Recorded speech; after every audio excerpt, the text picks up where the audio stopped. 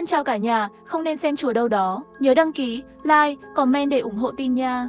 Bà nội tôi là một cụ bà trường thọ nổi tiếng trên mạng. Vào ngày sinh nhật 130 tuổi của bà, bỗng nhiên mọc ra ngón tay thứ 6. Tôi like search chim hỏi cư dân mạng xem chuyện này là sao. Bỗng nhiên có người nói, bà nội cậu sắp luyện thành hoạt thi rồi. Nếu không chạy ngay, cả nhà cậu sẽ mất mạng đấy. Năm nay, bà nội tôi vừa tròn 130 tuổi. Bà khá nổi tiếng trên mạng. Thường xuyên live stream chia sẻ bí quyết sống lâu. Nhưng ngay trong ngày sinh nhật, tôi lại phát hiện bà mọc thêm một ngón tay thứ 6. Ngón tay này có màu xám cho chết chóc, tạo sự tương phản rõ rệt với màu da của những ngón khác. Trông cực kỳ kỳ dị, chúng tôi lập tức đưa bà đến bệnh viện khám. Nhưng bác sĩ cũng không rõ chuyện này là thế nào. Sau một loạt kiểm tra, thể trạng của bà thậm chí còn tốt hơn cả người trẻ. Bà nội cười tươi nói, nếu nó tự mọc ra được, thì cứ xem như trời ban cho ta đi. Thấy bà nói vậy, chúng tôi cũng không để tâm nữa. Tối hôm đó, tôi live stream chúc mừng sinh nhật 130 tuổi của bà. Nhân tiện chia sẻ chuyện bà mọc ngón tay thứ 6. Với các fan, nhiều fan trầm trồ kinh ngạc. Nhưng có một người lại bình luận rằng, bà nội cậu sắp luyện thành hoạt thi rồi. Ngón tay thứ 6 đó gọi là thi chỉ ngón tay của xác chết. Nhìn tướng mặt bà nội cậu, bà sắp hóa thành hoạt thi rồi. Khi hoạt thi xuất hiện, nhất định sẽ ăn 3 người đầu tiên. Nếu không chạy ngay, cả nhà cậu sẽ mất mạng đấy. Nhìn thấy những lời này, phản ứng đầu tiên của tôi là thấy quá hoang đường. Người này nói nhảm cái gì vậy? Các fan cũng rất tức giận, liên tục phản bác lại người có tên Nhan Tản đạo nhân. Cậu bị bệnh à? Hôm nay là đại thọ 130 tuổi của bà nội đấy. Nhiên Nhiên, đừng để ý hắn, đúng là xui xẻo. Muốn gây sự chú ý cũng không cần làm thế chứ. Lại còn chọn đúng lúc bà đang mừng thọ. Nhan Tản đạo nhân bị hàng nghìn cư dân mạng chửi tới tấp.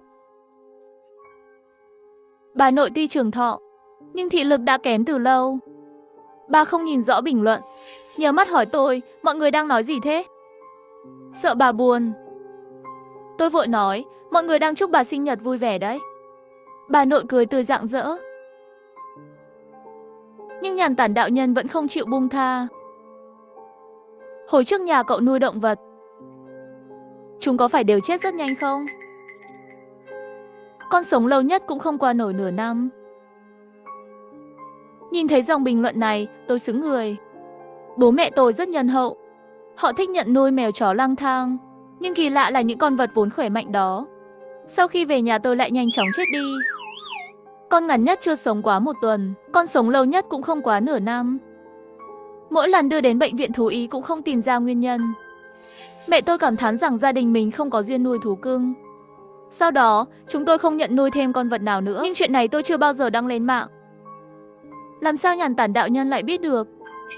Khi tôi bắt đầu thấy bất an, người đó lại tiếp tục bình luận. Quá trình luyện thành hoạt thi cần hấp thụ tinh khí của sinh vật xung quanh. Những con mèo, chó đó đều bị bà nội cậu hút cạn tinh khí mà chết. Nhìn thấy những dòng này, tôi bất giác liếc nhìn bà nội. Nhưng chỉ một ánh mắt đó khiến sống lưng tôi lạnh toát. Bà nội tôi rõ ràng đang nhìn thẳng phía trước, nhưng con ngươi lại dồn về phía đuôi mắt. Bà liếc lạnh lùng nhìn tôi. Nhưng ngay giây sau, ánh mắt của bà lại trở về bình thường. Như thể tất cả chỉ là ảo giác của tôi. Dù có chút sợ hãi, nhưng tôi cũng không vì mấy lời của một người xa lạ trên mạng mà nghi ngờ bà nội mình. Nhưng Nhan Tản đạo nhân vẫn tiếp tục bình luận. Năm nay bố mẹ cậu và cậu có phải sức khỏe ngày càng kém đi? Thậm chí vận khí cũng ngày càng tệ hơn. Tôi chợt giật mình. Năm vừa qua, đúng là gia đình tôi gặp rất nhiều chuyện xui rủi. Không chỉ bố mẹ tôi liên tục ốm đau, mà tôi cũng bệnh vặt không dứt. Trước đây, sức khỏe tôi vốn rất tốt. Sau khi mẹ tôi bị mất việc đột ngột, tôi cũng trượt kỳ thi đại học, vốn luôn nằm trong top 3 của lớp. Tôi cuối cùng chỉ đủ điểm vào một trường hạng 3. Tinh khí và vận khí của cả nhà cậu đều đã bị bà nội hút đi gần hết. Đó là lý do sức khỏe của các cậu ngày càng suy yếu. Ngón tay mới mọc của bà nội cậu chứng tỏ bà sắp hoàn thành quá trình luyện thành hoạt thi. Cả nhà cậu chính là thức ăn của bà ấy. Bà nội tôi là một cụ bà trường thọ nổi tiếng trên mạng. Vào ngày sinh nhật 130 tuổi, bà bỗng nhiên mọc ra ngón tay thứ 6. Tôi livestream hỏi cư dân mạng xem chuyện này là sao. Bỗng nhiên có người nói, bà nội cậu sắp luyện thành hoạt thi rồi. Nếu không chạy ngay, cả nhà cậu sẽ mất mạng đấy. Nhìn đến đây, tôi càng cảm thấy có điều gì đó không ổn. Ngay lúc đó, một bàn tay già nua, nhằn nhèo bất ngờ đặt lên vai tôi. Là bà nội tôi. Mắt bà nội tôi bị đục thủy tinh thể, khiến đôi mắt trông mờ đục. Bà nheo mắt nhìn màn hình, niên niên. Sao bà cảm thấy họ không giống như đang chúc mừng sinh nhật bà vậy? Không thì sao chữa lại dài như vậy chứ? Tôi vội nói, bà ơi, mọi người đang khen bà sống lâu đấy. Còn bảo bà tiếp tục chia sẻ bí quyết trường thọ nữa. Bà nội chậm rãi nở nụ cười. Trước đây, răng bà đã rụng gần hết, chỉ còn lưa thưa vài chiếc. Nhưng bây giờ, tôi chợt phát hiện ra bà đã mọc lại cả một hàm răng mới. Những chiếc răng này vừa dài vừa sắc nhọn. Nhịp tim tôi bất giác tăng nhanh. Lúc này, tôi nhìn thấy tin nhắn riêng của Nhàn Tản đạo nhân. Nếu cậu vẫn không tin, hãy thử xem tay chân của bà nội đi. Móng tay bà có dài ra không? Tôi cẩn thận cúi đầu xuống, liếc nhìn móng tay của bà. Trước đây, bà từng bị nầm móng. Bây giờ, móng tay ngoài bị đen đi, thì chiều dài trông vẫn bình thường. Tôi thở phào nhẹ nhõm, nhưng Nhàn Tản đạo nhân lại tiếp tục nhắn. Bà nội cậu đã cắt móng tay rồi. Đêm nay hãy lén quan sát móng tay của bà. Vì ban đêm mới là lúc móng của hoạt thi phát triển. Bà nội cậu sắp luyện thành hoạt thi rồi. Giờ đây, thân thể bà ấy đã không còn là con người nữa. Máu chảy ra nhất định là màu đen. Nhưng hiện tại bà ấy chưa hoàn toàn hóa thành hoạt thi. Tôi vẫn có cách để đối phó. Mau cho tôi địa chỉ nhà cậu. Tôi sẽ lập tức đến thu phục bà ấy. Tôi do dự. Ngay lúc đó, tôi nhận được thêm vài tin nhắn là từ một số fan gửi cho tôi. Họ bảo tôi tuyệt đối đừng tin lời Nhàn Tản đạo nhân, đặc biệt là không được cung cấp địa chỉ nhà cho hắn. Gần đây có nhiều tin tức về những kẻ biến thái tìm được địa chỉ của người dùng rồi sát hại họ. Tôi không dám nói địa chỉ nhà cho Nhàn Tản đạo nhân. Tôi quyết định trước tiên phải kiểm tra xem máu của bà nội có màu gì.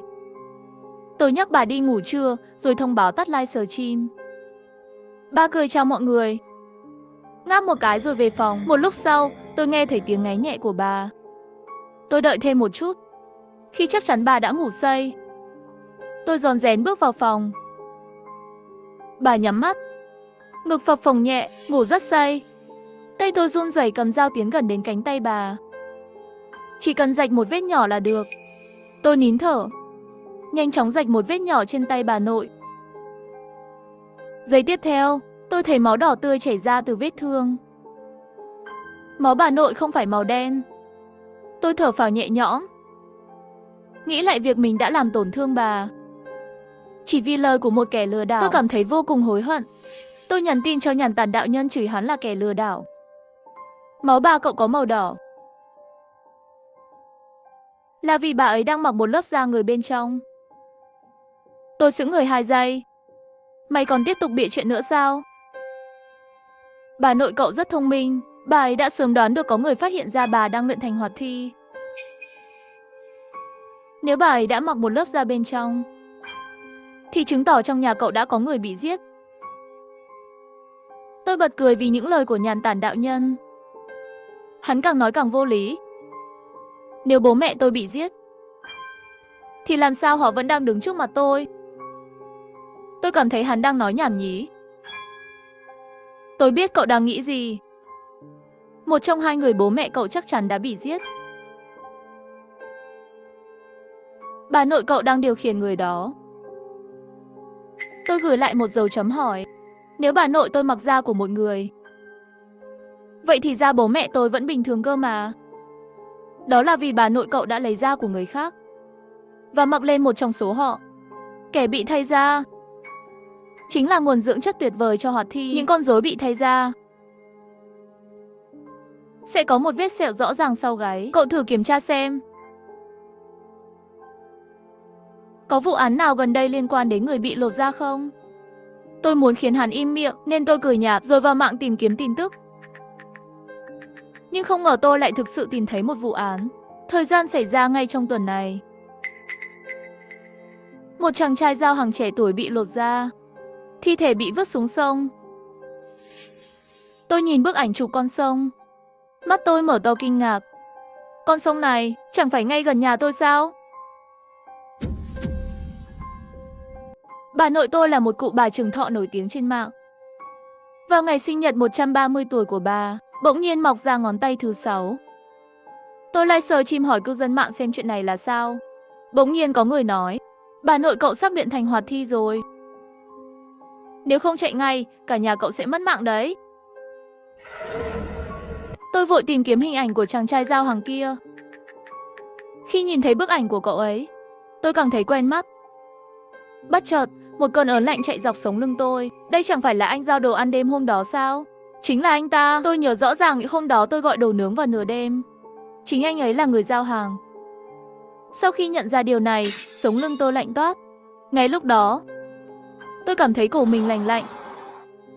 Như thể có ai đó đang thổi khí vào gáy tôi. Tôi cứng đờ người. Khóe mắt tôi liếc nhìn bà nội vốn đang nằm trên giường. Không biết từ khi nào đã đứng ngay sau lưng tôi. Bà không biểu lộ cảm xúc, nhưng liên tục thổi hơi lạnh vào cổ tôi. Tôi hoảng sợ đến mức suýt hét lên, bà ơi! Bà đang làm gì vậy? Bà nội cười khanh khách. Ta cố tình trêu con thôi. Sao con nhát thế chứ? Tôi gượng cười, rồi lập tức trở về phòng mình.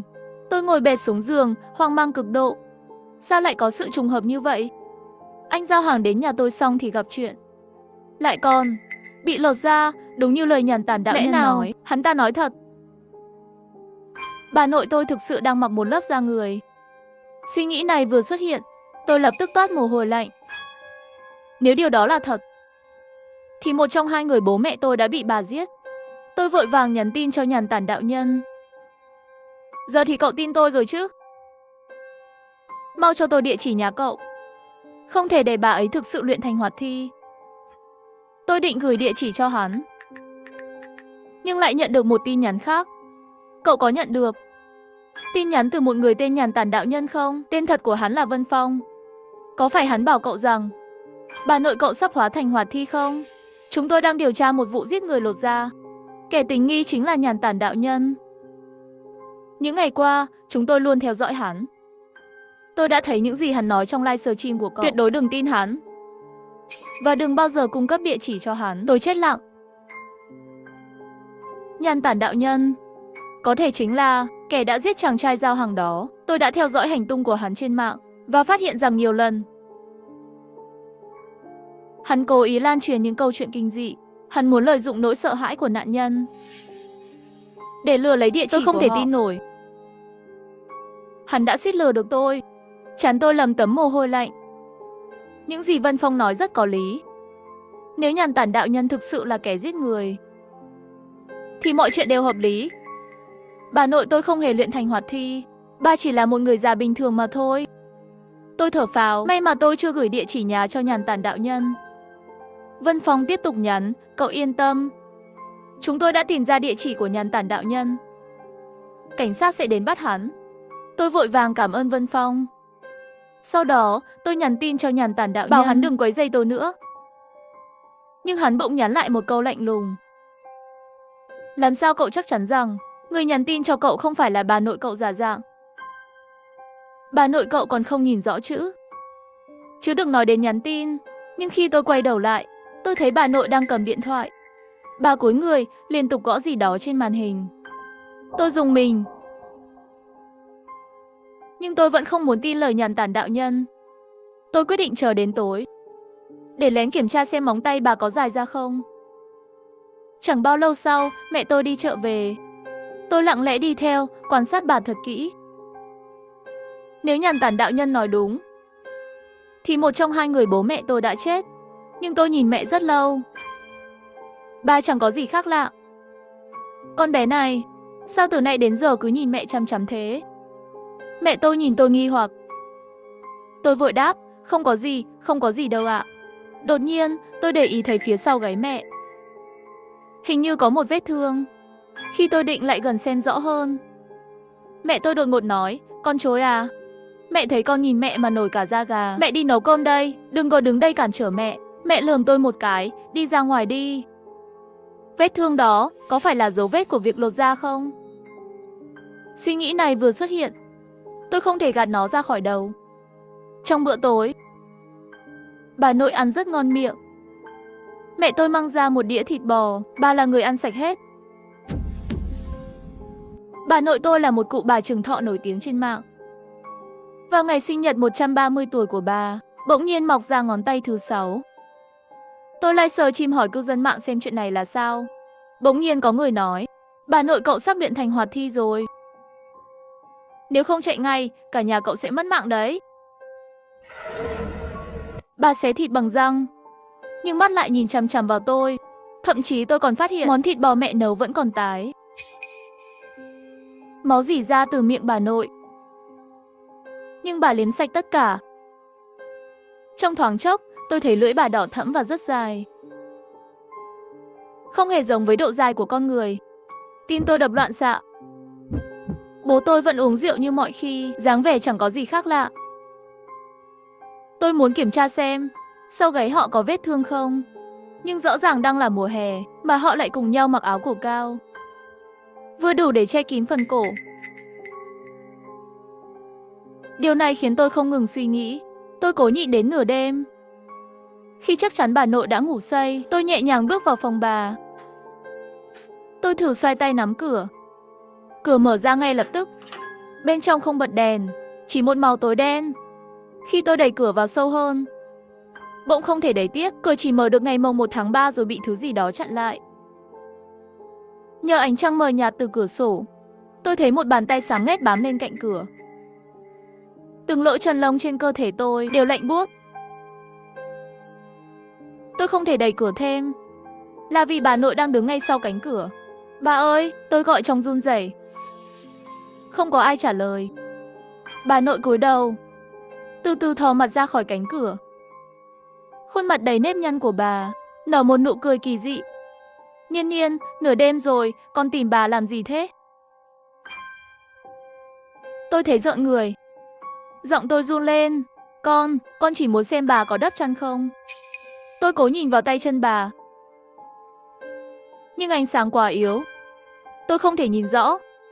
Bỗng nhiên, bà chậm rãi nói, Nhiên Nhiên, con muốn xem móng tay bà à?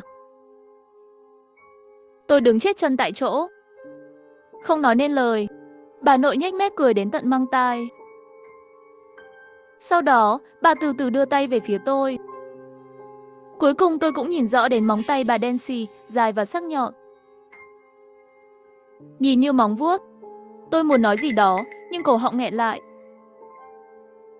Bà nội trầm giọng nói, Nhiên Nhiên, bà thực sự muốn sống thêm nữa. Đừng trách bà nhé. Ngay giây sau, bộ móng sắc nhọn của bà lao thẳng về phía đỉnh đầu tôi. Tôi hét lên thất thanh. Mồ hôi đầm đìa đến tôi bật dậy tỉnh giấc. Tôi nhận ra đó chỉ là một giấc mơ. Thì ra tôi đã ngủ quên từ lúc nào không hay. Tôi rón rén bước xuống giường, đi về phía phòng bà nội. Bà vẫn đang ngủ say.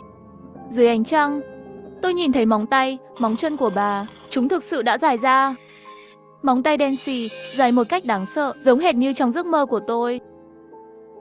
Tôi hoảng hốt bịt miệng. Bà nội thực sự đang cố luyện thành hoạt thi sao? Tôi nín thở, rón rén rời khỏi phòng bà. Khi tôi chuẩn bị khép cửa lại, khóe mắt tôi chợt liếc thấy bà nội vốn đang nằm trên giường. Không biết từ khi nào đã ngồi dậy. Cơ thể bà cứng đờ, thẳng đứng, không còn dáng vẻ còng lưng như trước. Tôi run lên bần bật. Người tôi cứng đờ tại chỗ. Tôi thấy ba từ từ quay đầu về phía sau. Tôi không dám nhìn, hoảng loạn bò lăn trở về phòng mình. Tôi thở hổn hển, giúp mình trong chăn, không dám động đậy. Bên ngoài vang lên tiếng cửa mở. Tim tôi đập dồn dập. Rồi bỗng nhiên, một âm thanh kỳ quái vang lên. Tiếng xoạt xoạt, như có ai đó đang bò trên sàn bằng móng tay dài. Tiếng móng cào vào nền nhà. Trong đầu tôi hiện lên một hình ảnh kinh hoàng. Bà nội đang bò từ phòng bà, từng chút một tiến về phòng tôi. Quả nhiên, âm thanh dừng ngay trước cửa phòng tôi. Tiếng móng tay cào vào cửa vang lên. Bà nội tôi là một cụ bà trường thọ nổi tiếng trên mạng. Vào ngày sinh nhật 130 tuổi của bà, bỗng nhiên mọc ra ngón tay thứ 6. Tôi livestream chim hỏi cư dân mạng xem chuyện này là sao. Bỗng nhiên có người nói, bà nội cậu sắp luyện thành hoạt thi rồi. Nếu không chạy ngay, cả nhà cậu sẽ mất mạng đấy. Tiếng móng tay cào vào cửa vẫn tiếp tục. Người tôi run lên bần bật. Lưng tôi đã ướt đẫm mồ hôi lạnh. Ổ khóa cửa phòng tôi đã hỏng từ trước. Không thể khóa trái được. Tôi càng không dám chui ra khỏi chăn. Giây tiếp theo, tôi nghe thấy tiếng tay nắm cửa hạ xuống. Âm thanh lách cách vang lên, cửa đã mở. Bên ngoài đột nhiên rơi vào một khoảng lặng chết chóc. Qua lớp chăn, tôi cảm nhận được một cái bóng cao lớn đang chậm rãi tiến về phía tôi. Bà nội dừng lại ngay trước giường tôi. Bà đứng yên tại chỗ, tôi lờ mờ nhìn thấy tay bà chậm rãi vươn về phía tôi. Trong chớp mắt, tôi nổi da gà. Nhưng ngay sau đó, giọng bố vang lên ngoài cửa, mẹ. Đêm hôm khuya khoắt mẹ đứng trong phòng Niên Niên làm gì vậy? Bà nội lập tức rụt tay lại. Lúc này tôi mới thò đầu ra khỏi chăn. Vẫn còn kinh hãi nhìn bà nội. Bà mỉm cười nói, Niên Niên, đứa trẻ này từ bé đã hay đá chăn. Bà chỉ qua kiểm tra xem con bé có bị lạnh không thôi. Nhưng tôi chỉ thấy sợ hãi. Tôi hoàn toàn không tin lời bà. Tôi gần như đã chắc chắn bà nội thực sự đang luyện thành hoạt thi. Nhưng tôi không thể hiểu tại sao bà lại làm vậy. Bà luôn yêu thương tôi và bố mẹ. Khi còn nhỏ, bố mẹ tôi bận rộn công việc. Bà chính là người chăm sóc tôi từ nhỏ đến lớn. Mỗi khi tôi ốm, bà thức trắng đêm để trông chừng tôi. Tôi muốn gì, bà luôn cố gắng đáp ứng bằng mọi cách. Tôi thực sự không thể tin nổi. Bà nội lại có thể giết tôi và bố mẹ chỉ để kéo dài tuổi thọ. Bố tôi nghe xong lời bà, bèn bật cười, mẹ à, Niên Niên đã lớn rồi. Mẹ cũng có tuổi rồi. Không cần phải lo lắng cho con bé giữa đêm như vậy đâu. Mẹ mau về phòng ngủ đi. Bà nội nhìn tôi, sau đó rời khỏi phòng. Nhưng tôi không dám ngủ một mình nữa. Tôi sợ bà nội sẽ quay lại. Tôi nhìn bố, rồi do dự hỏi, bố, con có thể ngủ trong phòng bố không? So với mẹ, lúc này tôi tin bố hơn. Bởi vì chính bố là người đã gọi bà lại. Nếu không có bố, có lẽ tôi đã... Bố tôi chắc chắn vẫn là con người. Vì mẹ tôi ghét tiếng ngáy của bố, nên họ đã ngủ riêng từ lâu. Bố sững sờ một lúc. Ông nghĩ tôi gặp ác mộng, nên đồng ý cho tôi ngủ cùng. Khi tôi theo bố về phòng, tôi liếc nhìn phòng bà nội và suýt chút nữa hét lên. Bà nội đang thò đầu ra, vô cảm nhìn chằm chằm vào tôi. Tôi lập tức quay đi. Trong đầu nghĩ mình phải gửi địa chỉ cho Nhàn Tản đạo nhân ngay lập tức. Sau khi vào phòng bố, tôi cảm thấy yên tâm hơn nhiều. Bố có thấy bà nội hơi kỳ lạ không? Tôi dò hỏi bố. Bố tôi vốn rất vô tư. Ông nói không có gì kỳ lạ cả. Nhưng rồi bố chợt nói tiếp. Nhưng nếu con nói về chuyện kỳ lạ của bà, thì bố nhớ ra một chuyện. 2 năm trước, khi con đi học xa, bà nội bị bệnh nặng. Bác sĩ thậm chí đã chuẩn bị giấy báo tử. Vì sợ con lo lắng, bố mẹ không dám nói cho con biết. Nhưng lúc đó, có một đạo sĩ đến nhà. Ông ấy nói có cách cứu bà nội. Lúc đầu, bố không tin. Nhưng sau khi đạo sĩ đó nói gì đó vào tai bà nội, bà đột nhiên hồi phục một cách thần kỳ. Bố định cảm ơn vị đạo sĩ đó. Nhưng sau khi gia đình mình chuyển nhà, không ai còn thấy ông ấy nữa. Tôi sững người. Có lẽ từ đó, bà nội đã bắt đầu luyện thành hoạt thi. Nhưng vị đạo sĩ đó, ông ta là ai? Giờ tôi không thể nhớ nổi tên ông ấy. Tôi lập tức gửi địa chỉ nhà cho Nhàn Tản đạo nhân. Hắn nhắn lại, tôi ở khá xa nhà cậu. Đến nơi cũng phải mất 3-4 tiếng. Tối nay, bà nội cậu chắc chắn sẽ bắt đầu ăn thịt người. Những người bị hoạt thi điều khiển không mạnh bằng hoạt thi thật sự. Chúng chỉ có thể lần theo dấu giày của con người để tìm vị trí.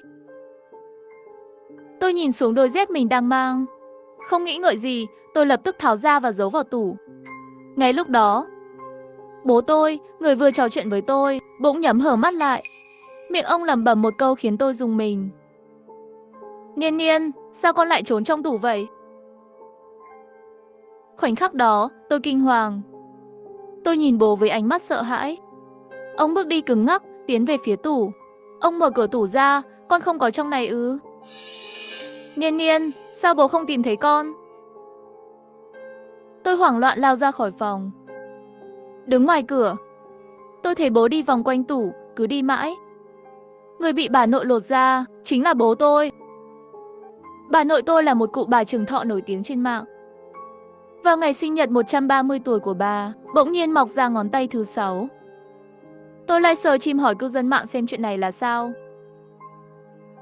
Bà nội cậu sắp luyện thành hoạt thi rồi. Nếu không chạy ngay, cả nhà cậu sẽ mất mạng đấy. Nhàn Tản đạo nhân nhắn tin cho tôi. Cậu mau tìm chỗ trốn. Giải gạo nếp trước cửa phòng. Bà nội tạm thời không dám đến gần. Nhà bếp nhà tôi vừa hay có chỗ.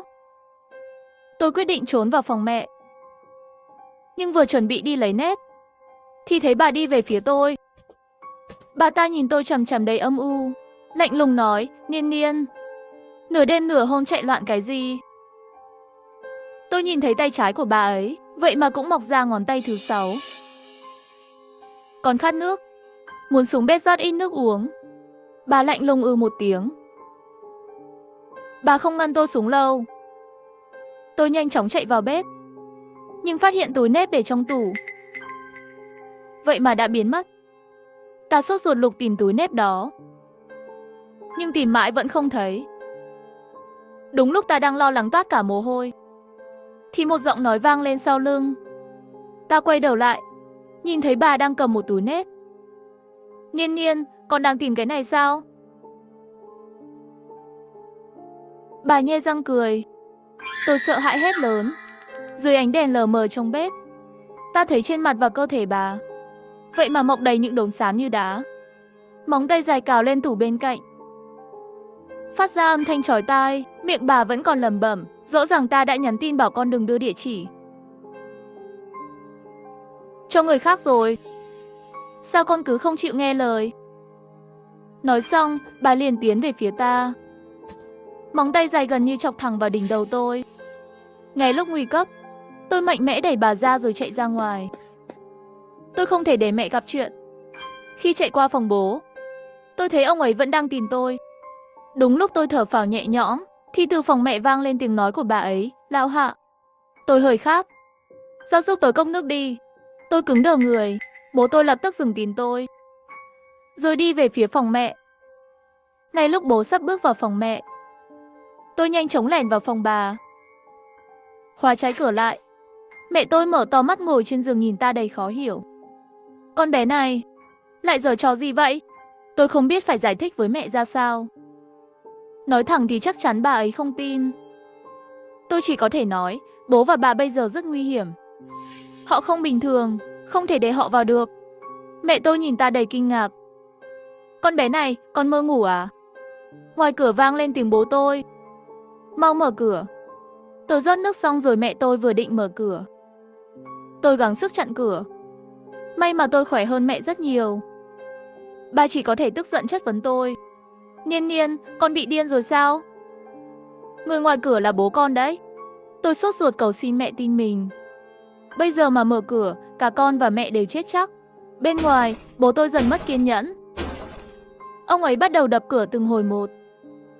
Lúc này mẹ tôi cũng nhận ra có gì đó không ổn. Bởi vì bình thường, bố tôi tuyệt đối không như vậy.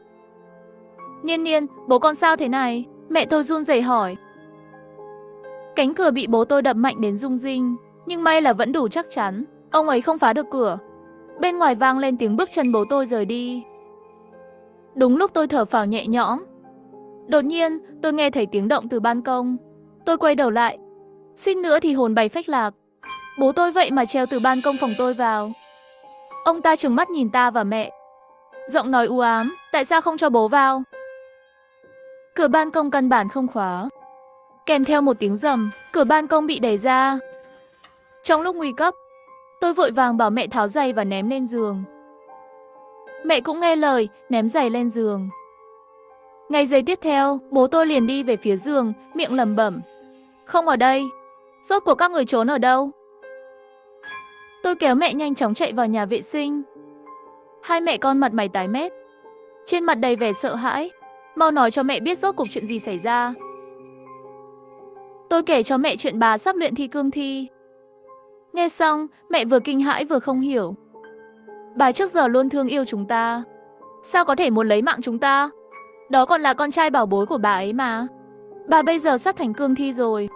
Bà ấy sẽ tấn công chúng ta, nhưng đạo sĩ giúp chúng ta sắp đến rồi. Chúng ta chỉ cần không ra ngoài là được. Lúc này, tiên tán đạo nhân gửi tin nhắn đến. Ta còn khoảng nửa tiếng nữa sẽ đến nơi. Hiện tại, tôi và mẹ đang trốn trong nhà vệ sinh. Ba và bố tôi tạm thời chưa vào được. Nhưng lời của tiên tán đạo nhân khiến tôi lạnh sống lưng.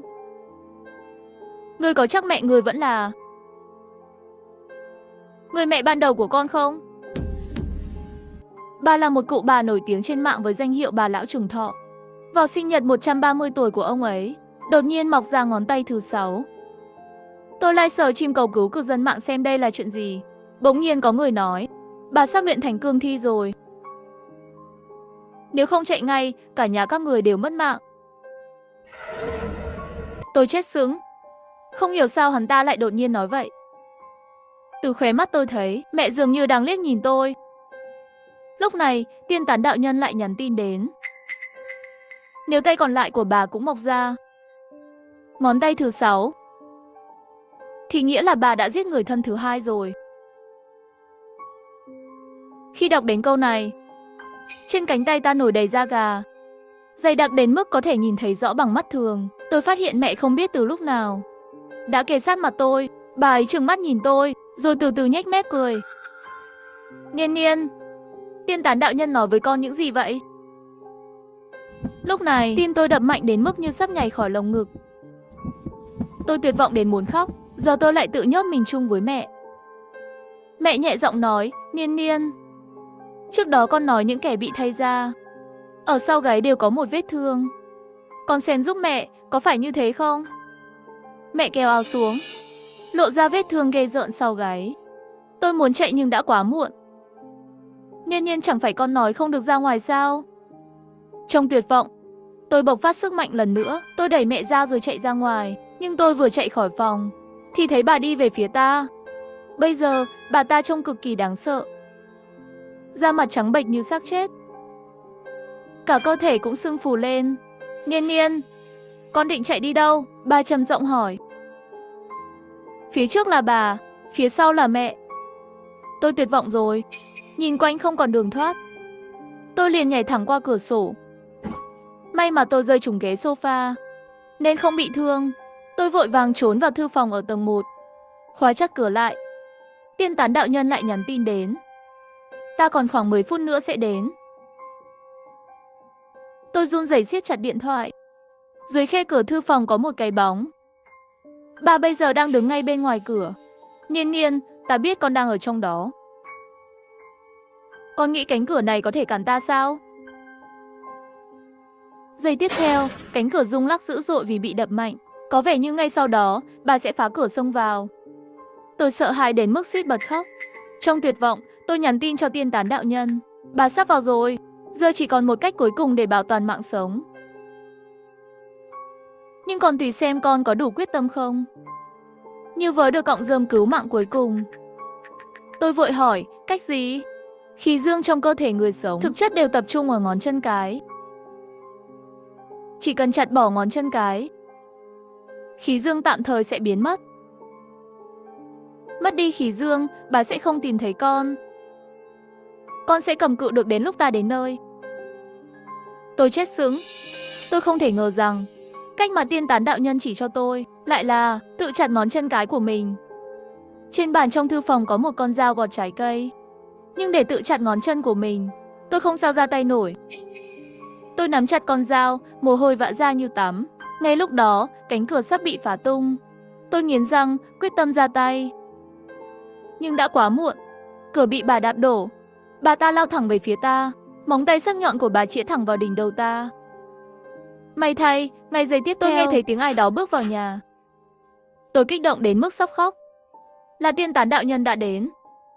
Bà nghe thấy tiếng động sau lưng, liền do dự một chút. Nhân cơ hội đó, tôi đẩy bà ta ra rồi lao ra ngoài.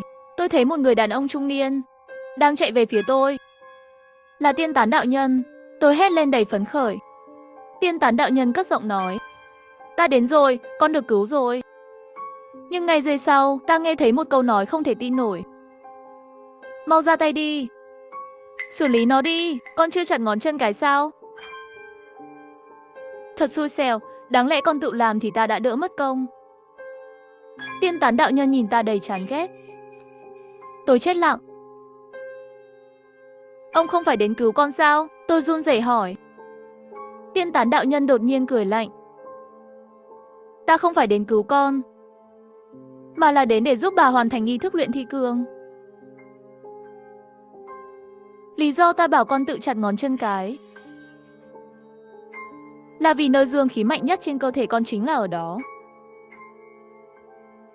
Một khi dương khí biến mất, bà có thể giết con một cách dễ dàng. Ta chính là người đã chỉ cho bà cách luyện cương thi. Ta là đạo sĩ đã hướng dẫn bà từ trước. Tiên tán đạo nhân cười nhạt. Đợi bà ta luyện thành cương thi, ta sẽ có một cái xác biết nghe lệnh ta. Nhưng đừng lo, ta sẽ không để bà ấy ăn thịt con. Từ khi con còn nhỏ, ta đã để mắt đến con. Con có thể chất hiếm gặp ngàn năm có một. Hồn phách của con là đại bổ cho ta. Tiên tán đạo nhân lộ ra ánh mắt tham lam. Ta chờ đến khi con trưởng thành, cuối cùng cũng có thể hấp thụ linh hồn của con rồi. Bà là một cụ bà nổi tiếng trên mạng với danh hiệu bà lão trường thọ. Vào sinh nhật 130 tuổi của bà ấy, đột nhiên mọc ra ngón tay thứ 6. Tôi livestream chim cầu cứu cư dân mạng xem đây là chuyện gì. Bỗng nhiên có người nói, bà sắp luyện thành cương thi rồi. Nếu không chạy ngay, cả nhà các người đều mất mạng. Tiên tán đạo nhân ra lệnh cho bà tấn công ta. Tôi nghiến răng căm hận nhìn hắn. Chỉ hận không thể ăn tươi nuốt sống hắn. Nhưng giây tiếp theo, ta sững sờ. Không chỉ tôi, mà cả tiên tán đạo nhân cũng chết lặng. Bởi vì bà không nghe lệnh hắn tấn công tôi, mà lại lao thẳng về phía tiên tán đạo nhân. Đầu hắn bị móng tay bà xuyên thủng ngay lập tức. Chuyện xảy ra quá đột ngột, hắn không kịp phản kháng. Không thể nào. Hắn trợn tròn mắt, nhìn bà đầy kinh hãi. Bà chậm rãi nói, lúc ta còn trẻ, ta cũng từng học qua một số thuật pháp. Lúc đó, ta đã biết thể chất của Niên Niên rất đặc biệt. Có quá nhiều tà ma quỷ quái để mắt đến nó. Ngay khi ngươi xuất hiện, ta đã nhìn thấu mục đích của ngươi. Ngươi không chỉ muốn biến ta thành cương thi, mà còn muốn nuốt linh hồn của Niên Niên. Nhưng làm sao ta có thể ra tay hại đứa cháu yêu quý nhất của ta được chứ? Bà. Nghe lời bà nói, tim ta đau nhói. Bà quay người lại. Gương mặt bà ấy vẫn trắng bệch và đáng sợ. Nhưng khi bà cười, ta lại thấy được hình bóng quen thuộc của bà ngày xưa. Niên Niên, trông bà bây giờ đáng sợ lắm đúng không? Nếu con sợ, thì hãy nhắm mắt lại như hồi bé đi. Lúc đó, ta đã bị ung thư giai đoạn cuối. Vốn dĩ đã là người sắp chết. Nhưng ta biết, dù ta có chết, ngươi cũng sẽ tìm mọi cách để hại Niên Niên. Ta tuyệt đối không cho phép. Không cho phép bất kỳ ai làm hại đứa cháu gái yêu quý nhất của ta. Vậy nên ta đã giả vờ bị ngươi thao túng, rồi tự luyện thành cương thi, chỉ để có thể tiêu diệt ngươi. Ta biết ngươi là kẻ xảo quyệt, sẽ không dễ dàng bị lừa, nên ta đã nghĩ ra cách này. Tiên Tán đạo nhân trợn mắt nhìn bà đầy tuyệt vọng. Hắn đứt quãng nói: vậy chẳng lẽ người đã giết con trai và con dâu mình? Bà cười khẽ: sao ta có thể nhẫn tâm hại gia đình ta yêu quý nhất? Vết thương trên cổ họ là do ta cố tình tạo ra, chỉ để đánh lừa ngươi. Việc họ không nhìn thấy Niên Niên cũng là do ta tạm thời dùng thuật pháp chặn tầm nhìn của họ. Bà nhìn ta, ánh mắt tràn đầy nước mắt. Ta cũng rất muốn ở bên Niên Niên thêm vài năm. Thật mong có thể nhìn thấy con mặc váy cưới. Nhưng đáng tiếc, ta không chờ được nữa rồi. Niên Niên, con mãi mãi là cô bé yêu quý nhất của bà. Nghe đến đây, tôi đã khóc đến nỗi không còn nhìn rõ mọi thứ. Tiên Tán đạo nhân chỉ còn thoi thóp. Nhưng ngươi đừng quên, ban đầu người vẫn còn có thể đầu thai chuyển kiếp, nhưng ngươi vẫn còn thiếu bước cuối cùng để thành cương thi thực sự. Nếu không ăn thịt người thân, ngươi sẽ tan thành mây khói. Giây tiếp theo, bà lập tức ra tay với Tiên Tán đạo nhân. Hắn co giật 2 cái, rồi hoàn toàn tắt thở. Bà cười nhìn ta. Niên Niên, đừng khóc như hồi nhỏ. Con là một cô gái trưởng thành rồi mà. Đợi bố mẹ con tỉnh lại, con sẽ phải giúp họ hiểu chuyện này đấy. Bà thật mong có thể ở bên con lâu hơn một chút. Trước khi biến mất, bà nhìn ta với một nụ cười dịu dàng. 1 tuần sau, tôi cùng bố mẹ đến viếng mộ bà. Trước bia mộ của bà ấy, tôi đặt xuống bó hoa mà bà ấy yêu thích nhất. Sau khi bà qua đời, chúng ta đã hỏi rất nhiều cao nhân. Họ chỉ lắc đầu tiếc nuối. Bà đã chọn trở thành cương thi, thì cũng đã sẵn sàng để hồn bay phách tán. Tôi lau nước mắt. Một cơn gió thoảng qua, thổi một cánh hoa rơi xuống tay ta. Trong thoáng chốc, ta nghe thấy tiếng cười quen thuộc của bà, dịu dàng và yêu thương. Niên Niên, con mãi mãi là đứa cháu yêu quý nhất của bà.